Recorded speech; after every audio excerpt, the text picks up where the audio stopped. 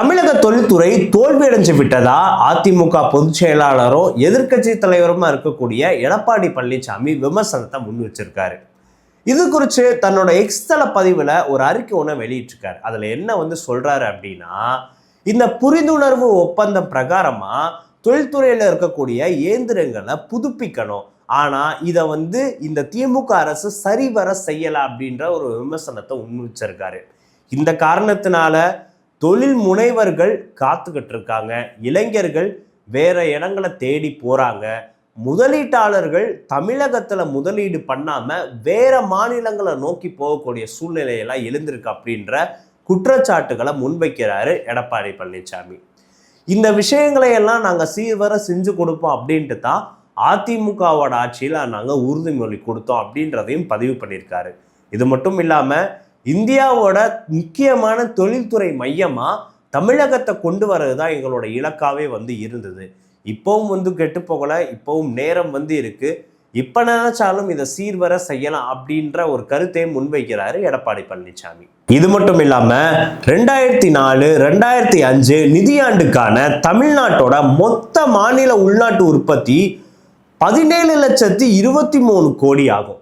ஆனா இதுல உற்பத்தி துறை தோராயமா 35% பங்கு தருது. இப்படியெல்லாம் இருந்தும் அந்த துறையோட அடித்தளமா இருக்கக்கூடிய தளவாடங்கள், கிடங்கு மற்றும் போக்குவரத்து போன்ற துறைகள் சரியா செயல்படலாம் அப்படின்னு சொல்றாரு எடப்பாடி பழனிசாமி. குறிப்பா கோயம்புத்தூர் மல்டிமால் லாஜிஸ்டிக்ஸ் பூங்கா காலக்கெடுல சரிவை சந்திச்சிருக்கு.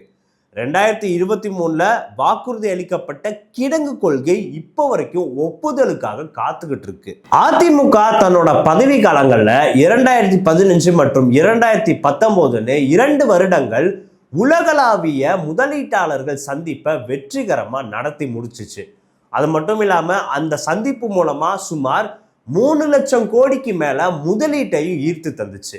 இது மட்டும் இல்லாம அரசாங்க நிலங்களை கையகப்படுத்துதலை எளிதாக்குச்சு, அனுமதிகளை விரைவுபடுத்துச்சு.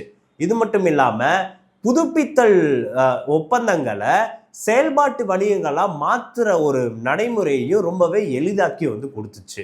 இந்த போக்கையெல்லாம் மாத்துறதுக்கு இது ரொம்பவே தாமதமும் ஆகல. ஆனா அதுக்கு அரசியல் விருப்பமும் நிர்வாக ஒழுக்கமும் தேவை அப்படின்னு தன்னோட கடுமையான கண்டனங்களை பதிவு பண்ணியிருக்காரு எதிர்க்கட்சி தலைவர் எடப்பாடி பழனிசாமி.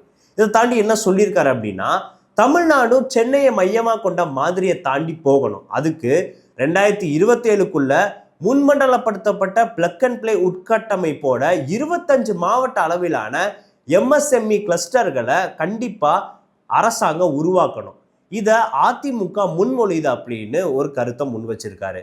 தென் மாவட்டங்களா இருக்கக்கூடிய மதுரை மற்றும் சிவகங்கையில தொழில்நுட்பம் மற்றும் முன்னணுவியலை ஏற்படுத்தணும். சேலம் மற்றும் ஓசூர்ல பாதுகாப்பு உற்பத்தியை ஏற்படுத்தணும்.